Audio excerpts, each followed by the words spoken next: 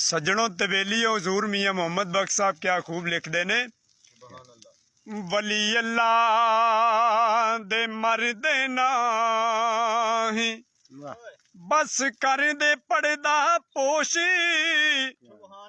की होया जे दुनिया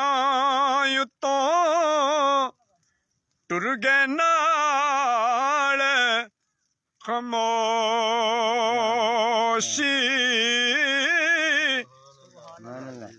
मोती चौक जिन्हां दी होवे ओ नहीं चुगदे दाने करम जिन्हां ते मुर्शिद कीते ओ कमले भी सियाने